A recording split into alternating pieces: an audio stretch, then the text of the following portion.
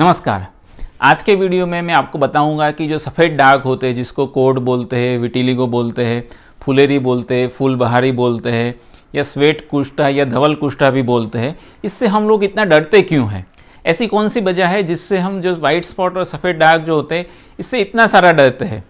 हमारी सोसाइटी में जो सफ़ेद दाग या कोड के पेशेंट जो होते हैं उनको देखने का नज़रिया जो है वो टोटली डिफरेंट है। सो आज के वीडियो में मैं आपको ये सफ़ेद दाग के बारे में ऐसा सच बताऊंगा जिसको जान के आप भी हैरान हो जाएंगे कि ओ ये वजह है जिसकी वजह से हम सफ़ेद दाग जो होते हैं उसको ये नज़रिए से देखते हैं। उसकी मेन वजह बताऊँ उससे पहले मैं आपको 1 मिनट की एक छोटी सी बात बताता हूँ।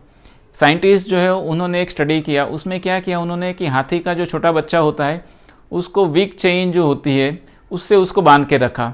उस टाइम पे जो बच्चा जो था इतना स्ट्रांग नहीं होता कि वो जो चेन है उसको वो तोड़ सके, लेकिन उस टाइम पे उसके माइंड में एक बिलीफ बन गया कि ये जो चेन है ये मुझसे टूटने वाली नहीं है।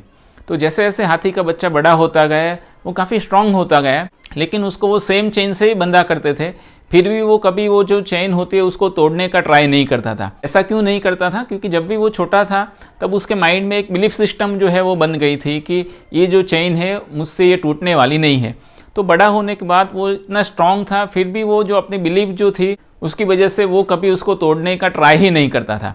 हमारे ह्यूमन माइंड भी ऐसा है, जो बिलीफ सिस्टम हमारे माइंड में एक बार जो बन जाती है उसको ज़्यादातर केस में हम उसको तोड़ते नहीं है, उसको हम चेंज करने का ट्राई नहीं करते हैं।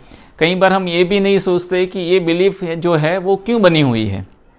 सो मैं doctor Gaurav Patel, consultant dermatologist at Aastha skin and laser clinic Ahmedabad, ऐसे स्किन और हेयर रिलेटेड वीडियो बनाता हूँ। ऐसे और भी स्किन और हेयर रिलेटेड इन्फॉर्मेटिव और एजुकेटिव वीडियो देखने के लिए मेरी चैनल को सब्सक्राइब जरूर करिएगा। तो सफ़ेद दाग जो कोड होते हैं उसको धवल कुष्ठा या श्वेत कुष्ठा भी बोला जाता है।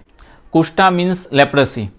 लेप्रेसी जो है जिसको कुष्ठ रोग भी बोलते हैं, ये पहले के ज़माने में ये बहुत ही डेंजरस बीमारी थी, उसका कोई इलाज ही नहीं था। ये जो बीमारी जो है किसी को भी अगर हो जाती तो वो दूसरे फैमिली पर्सन्स को या सोसाइटी में जो दूसरे लोग होते हैं उनको भी फैल जाती थी। ये स्प्रेड होने के बाद जो हमारे हैंड्स और लेग्स जो होते हैं वो काफ़ी डिफॉर्मेटिव हो जाते थे, काफ़ी डिफेक्टिव हो जाते थे। सो उस टाइम पे ये जो मेडिकल साइंस जो है वो इतना डेवलप नहीं हुआ था। तो जो भी एडमिनिस्ट्रेशन और जो भी अथॉरिटी जो थी उनके पास ऐसे जो पेशेंट होते हैं उनको आइसोलेशन में रखने के अलावा उनके पास कोई ऑप्शन ही नहीं था। अब प्रॉब्लम ये हुआ कि ये जो लेप्रेसी जो कुष्ठ रोग होते हैं उसमें भी सफ़ेद दाग होते हैं।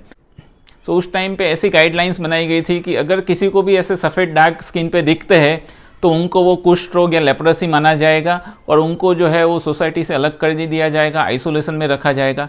सो लोगों का जो नज़रिया जो होता था कुष्ठ रोग के लेप्रेसी के पेशेंट में वो अलग था। उनको पता था कि ये जो वाइट स्पॉट वाली बीमारी जो है वो अगर हमें हो गई तो हमें ये प्रॉब्लम कर देगी। तो उस टाइम पे वो क्या करते थे, अगर किसी को वाइट स्पॉट हुआ है तो वो उसको छुपाते थे, किसी को बताते नहीं थे, क्योंकि उनको डर था कि हम बताएंगे तो हम सोसाइटी से अलग हो जाएंगे, हमें आइसोलेशन में रखना पड़ेगा, कोई हमसे शादी नहीं करेगा। सो उस टाइम से ये जो है बिलीफ सिस्टम डेवलप हो गई कि जो सफ़ेद दाग कोड जो होते हैं ये डेंजरस होते हैं, इसको हमें छुपाना है, अगर ऐसा नहीं किया तो बहुत बड़ा प्रॉब्लम हो जाएगा।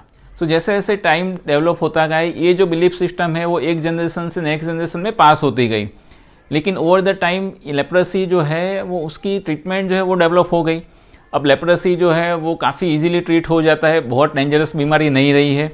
लेकिन पहले से जो बिलीफ सिस्टम हमारी चलती आ रही है कि जो भी सफ़ेद दाग जो होते हैं उससे हमें बच के रहना है, उससे दूर रहना है। सो ये जो बिलीफ जो बहुत सालों से चलती आ रही है उसको अभी तक हमने चेंज नहीं किया है, हमने ब्रेक नहीं किया है।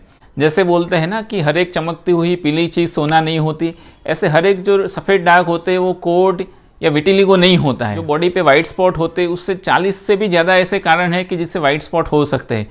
विटिलिगो या कोड जो होता है उसमें से एक कारण है। और ये जो बीमारी होती है वो किसी को छूने से, साथ में रहने से कि ऐसे स्प्रेड नहीं होती है।